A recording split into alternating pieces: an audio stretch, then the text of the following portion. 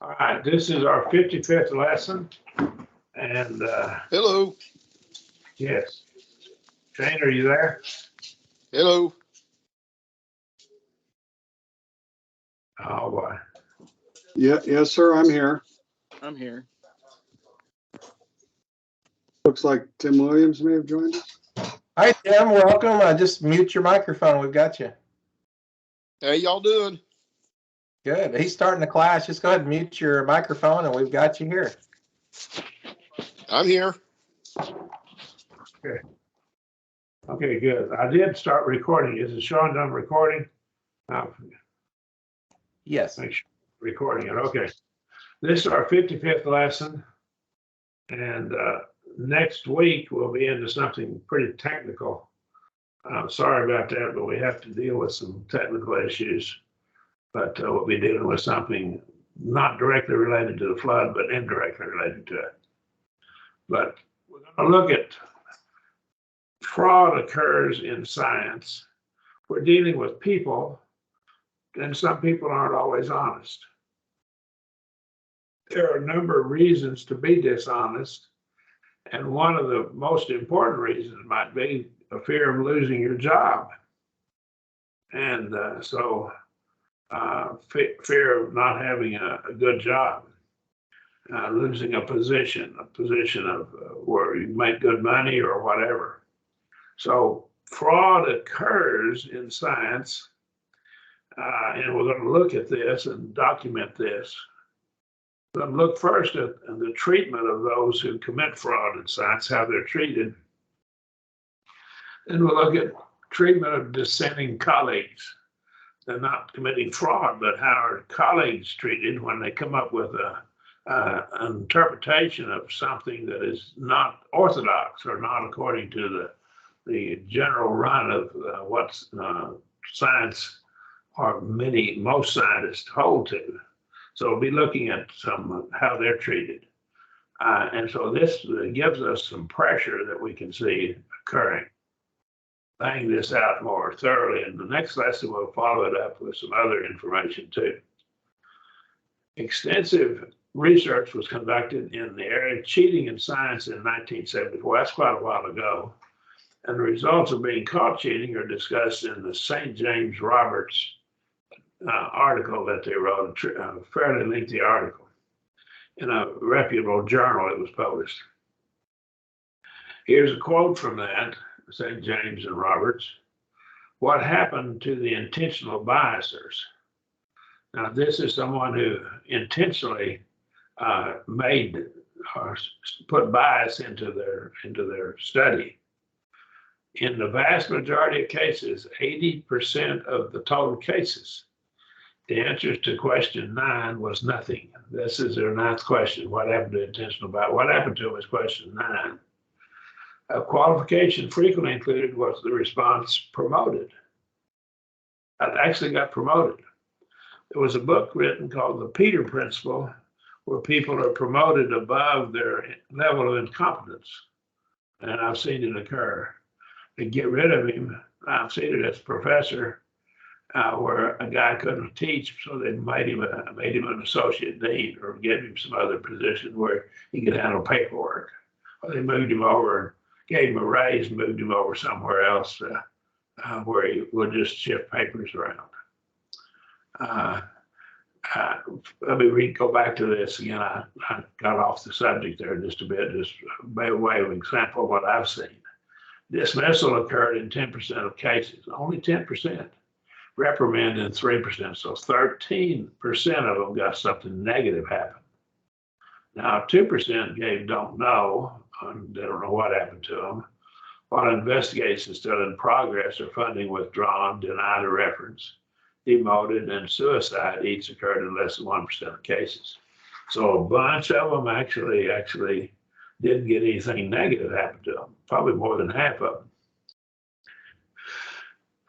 Now, this is continuing on the quote, remembering that these concern only those cases actually detected. So these are the cases that were actually detected. The low dismissal rate, high likelihood that nothing would happen if IB, intentional bias, is detected, and the promoted comments together form a considerable inducement. That will be an inducement to put bias into your research. At the risk of biased interpretation, these data also cast new light on the findings of question 8. Could it be that the relatively high rate of intentional bias result reported in senior academic and industrial staff reflects these odds? Perhaps science, like society, sometimes gets the leaders it deserves.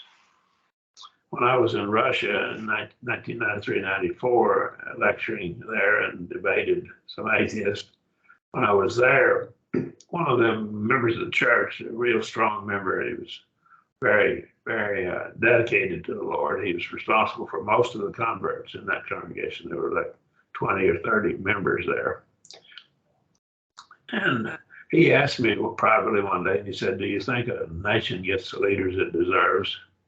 He said that this is what we are taught by our society.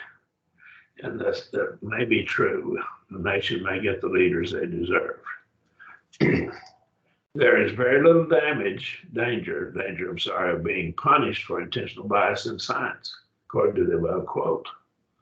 And you may even get promoted. Now, we see that intentional bias is a problem. We'll look at treatment of dissenting colleagues.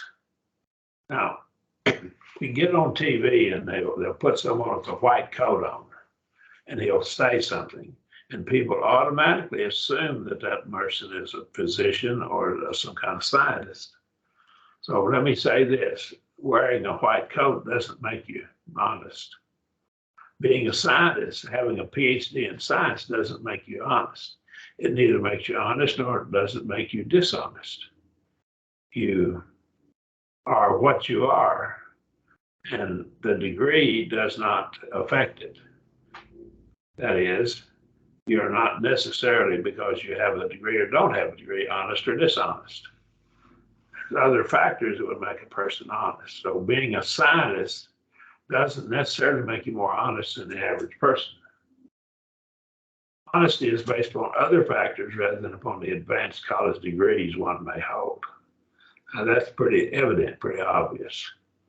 But one might claim that the pressure from one's colleagues tends to cause scientists to be honest with his research. Yes, there is pressure.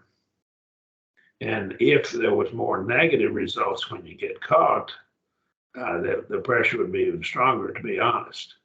But the fact that they do not, many times, more than half of the time, they don't get any negative results from it, they get caught, then the pressure is not as strong, to be honest. This is true, of course, but it also causes another problem. The pressure by predominantly atheistic scientists is conformed to the interpretation of the results of their atheistic conclusions on the results of their research. So if your cadres, your cohorts are basically the bulk of them are atheists, then, or even theists who will keep their mouths shut in order to get promoted, then you have this pressure to always interpret things in light of atheistic paradigm. Paradigm is of how you're going to interpret everything. Atheistic colleagues pressure the researcher to interpret it with the atheistic slant or paradigm. In addition, articles with a theistic slant are not published in the scientific journals. And in higher education, the professor must either publish or perish, particularly in research universities. This is particularly so. If a university professor, and particularly a research university, who teaches at a research university fails to have articles published on a regular basis in scholarly journals, he probably will lose his job. Burbage discusses the realities of advancement in the profession of astronomy. We're going to show something. We're going to show that even atheistic views that are not theistic, if they're not in line with the general idea of that particular discipline, such as astronomy and physics and chemistry and so forth, biology, then they have a hard time getting their articles published. Okay. So he discussed the realities of advancement profession of astronomy. So right here, advancement depends on judgment by your peers. That's what he tells us. Thus, the important factors for a successful career are your sponsors, where and with whom did you get your PhD? Say, was it Caltech, MIT, or some university like that, or was it Podunk University, a small university like, oh, let's just say some university like Kansas State University, which is a fine university, but it's not as well known as these other ones are. So you got the degree in the wrong place.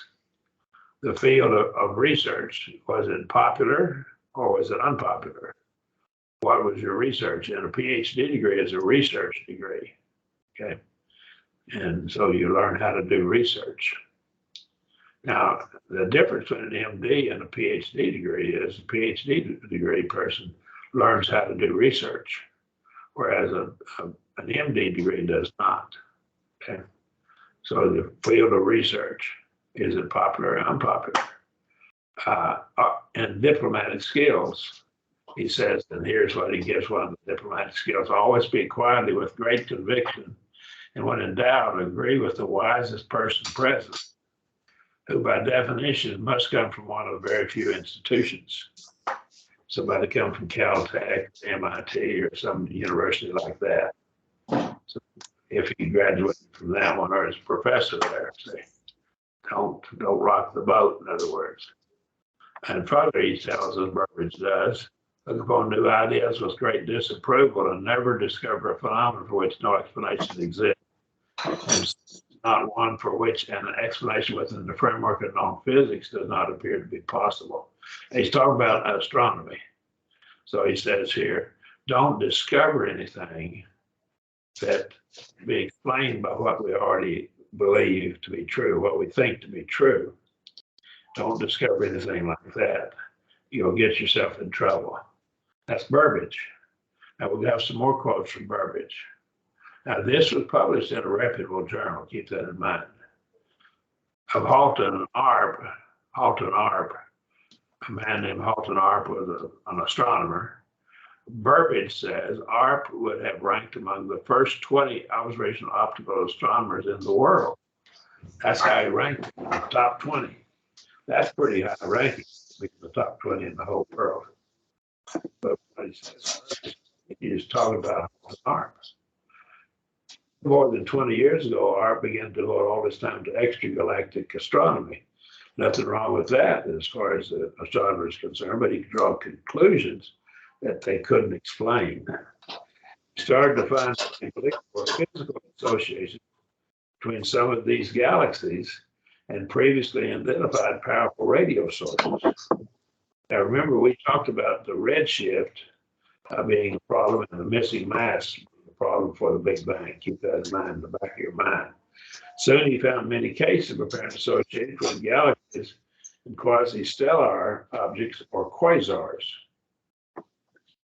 All of this would have been completely acceptable if the associated objects had the same redshifts, but they did not.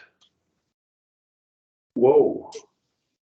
Because the Big Bang predicts that redshift. Yet Arp believed in the reality of the associations, and after struggles with referees, when you try to publish in a journal, your article gets sent to a group of men or women, a group of scientists who read your article and decide whether it ought to be published or not. And so if your article, if it doesn't fit their paradigm, you're not likely to get published. Let me go back and read. I'll start right here with this yet right here. All right, sorry about that, I lost it. Right here. Yet Arp believed in the reality of the associations, and after struggles with the referees, his papers were published. He finally got them published, but he had a struggle. ARP's ranking in association with astronomy professionals plunged from within the first 20 to below 200. Why? He published something that didn't fit in with the norm, particularly on redshift, because the background of this is that causes trouble for the Big Bang Theory. Keep that in mind. As he continued to claim that not all galactic redshifts are due to the expansion of the universe, that would be from the Big Bang. To drop further. About 4 years ago came the final blow. His whole field of research was deemed unacceptable by the Telescope Allocation Committee in Pasadena. You can't even work here anymore. Yeah. There's a man who was in the top 20 in the world. Now he's not even in the top 200. He loses his right to use the telescope. Burbidge also writes of Alton ARP, the tactics that have been used by those who want to maintain the status quo. In other words, remember, they have to have this redshift to fit in with the Big Bang. These intermitable refereeing. In other words, the referees just keep hassling you, blackballing the speakers at meetings, so you can't get to speak at a meeting. Not only if you're in a research university, not only do you have to publish, but you have to be asked to give lectures in various places. Those are the two things to get you advanced. You got to be published, and you got to be speakers at meetings, at councils, and at various meetings. So what happened? These intermittent refereeing and blackballing of speakers at meetings, distortion and misquotation of the written word. So distort and misquote what they said. Now that's flat out dishonest. Rewriting of history, and one of the great scientists, Louis Pasteur, they're rewriting the history of Louis Pasteur right now.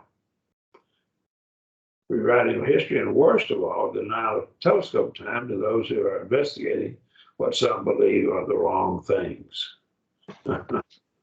And of course, he's talking about astronomy. He's not talking about other things like I mentioned, like Louis Pasteur. I just threw that in. Tactics used by those who attacked Alton ARP are common in the scientific community. He cannot have his papers published. The referees will not allow them to be published. He is not given an audience. He can't speak. And nobody can hear his side of they can't look at the facts. The facts are denied. We see this in such places as Facebook and other stuff right now in the political realm. You cannot get out ideas that don't agree with a certain group of people. E.M. McLean, who advocates that volcanoes cause the KT-bounded Cretaceous tertiary boundary extinctions, complained. Here's his complaint. The record seems to be one of indefensible favoritism toward the asteroid and virtual censorship of the volcano extinction theory. Now, there's more than one theory about how the dinosaurs became extinct. These are various theories, and they're all atheistic theories. They don't even believe in the flood, which was the real cause. But these fellows are blackballing each other and won't let them publish. These guys that have taken over the asteroid, supposedly an asteroid caused it, that impacted at the Yucatan Peninsula, and supposedly that caused it. And then they won't even listen to the idea that volcanoes caused it. Okay, but we've already looked at that to some extent. Okay, you see, in other words, these aren't theistic; these are all atheistic positions. Won't even allow each other to set forth their views, their information of the evidence. Sometimes the scientific community is a little better than the Roman Catholic Church in its treatment of Galileo. We find this very interesting here. Liversedge wrote an extensive article discussing how several scientists have been blackballed for daring to differ with the current thinking in their field. And that's pages 43 through 48. So he discusses a bunch of them. He discusses Linus Pauling. He's the only man to win 2 unshared Nobel Prizes. How he was blackballed. That's very interesting. You just study about Linus Pauling.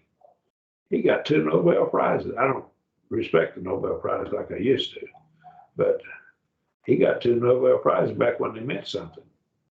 Louis Pasteur, they're rewriting the history of him. And Ignaz Philipp Semmelweis. I want to digress about Semmelweis just a minute, just very briefly. Semmelweis was a physician, and Semmelweis noted that women who had their babies in the hospital before the physicians came to examine them didn't have what they called birth fever, or something that was a fever that they developed when they had a baby. So they didn't have this problem, and not many of them died. But the ones that had their babies after the doctors had done autopsies, and then they came in without washing their hands and examined these women that were in labor, they got a lot of infection. Now, this was before they even understood about germs. This is before Louis Pasteur came up with the idea that germs occurred. And Semmelweis, he said, there's something there. So he made the men, all of the physicians, wash their hands thoroughly after they performed the autopsies. The death rate went down among these women, but he couldn't explain why. And so eventually he got fired from that position. Then he went to another hospital, did the same thing, and got fired again. I think he went to 3 different hospitals. And finally, if my history is right about the man, it drove him crazy, because he knew these women were dying, and he knew that what he was saying was working. He just didn't know why. And he was treated awful. You say, well, that's back in the Dark Ages. We're in the Dark Ages right now, all kinds of stuff. Do you know that just very recently, the size of the virus that causes the COVID-19 was thought to be too large to be airborne? And the reason that they thought this is they misinterpreted some research that was done 40 or 50 years ago. And all of the medical community had been saying this, and they were saying that the flu virus, which is comparable size, wasn't airborne. Now they have disproved that, and it took the people that tried to disprove it were almost blackballed, and they finally got it proven. And now the proof has come out, and they did historical research to show where it had come from, where the idea had come from. One scientist quoted another, and they weren't looking at evidence. And they were misquoting the very first source.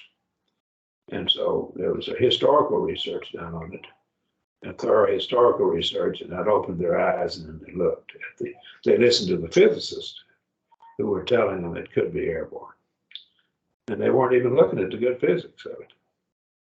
But this is just something that has happened in the last year in the medical community. So it's not just old stuff back in the 1700s, 1800s. Peter Duesberg and Thomas Golden, these are all within themselves, they're something as well.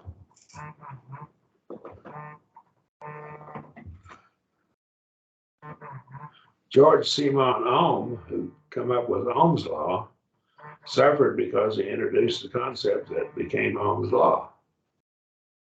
Ballstad, out of this book for several years, he wrote in 1827, developed, and he mentions George Simon Ohm, developed one of the most important laws of electric circuits, Ohm's law. It's a fundamental law of electricity. When first introduced, the supporting documentation was considered lacking and foolish, causing him to lose his teaching position and search for a living doing odd jobs and some tutoring. It took some 22 years for his work to be recognized as a major contribution to the field. He was then awarded a chair at the University of Munich and received the Copley Medal of the Royal Society in 1841. But they didn't give him back pay for those 22 years that he didn't work as a professor. And we lost 22 years of a brilliant man's teaching. But that's happened to Bollestad. He's just one of many. All of these men have suffered ostracism at the hands of the scientific establishment for daring to differ with current theories. They just didn't dare. You dare to differ, and you're going to suffer. Pasteur and Semmelweis were both proven to be correct after their claims were given a fair hearing. Of course, George Simenon was too. It took 22 years, but he was. And Semmelweis died before they recognized him. At the present time, history related to Pasteur, a theist, is being rewritten, trying to rewrite history about him. There's another man, Louis Frank, in astronomy, has experienced harsh criticism for his thesis on many comets. I'll have more thorough discussion on his comments in later lessons, so we'll get back to them later. But he suffered greatly for it. Frank's thesis was first published by Alex Dessler in 1986. There's no source of it in the book here. The treatment of Louis Frank is discussed in some detail by Frank and Huygens, and also in Marshall. All right. Even research in the area of many comets has been stymied. I think they exist, even though John Olivero came up with favorable data supporting the thesis of Frank. Now, the evidence just keeps piling up from other sources that Frank is right. He has not published an article on the subject because, here's why he's not published the article. This is not a subject that he's get funding for. Olivero claims a friend at the National Science Foundation told him not to even think of submitting a proposal because reviewers will cut you to shreds. That's what Marshall says. That's what will happen. It appears that Dessler felt the pressure of the scientific community so strongly. Now, Dessler, the man that published the article first, that he felt the pressure. He was the editor of the magazine. He wrote a strong attack on Frank's theory.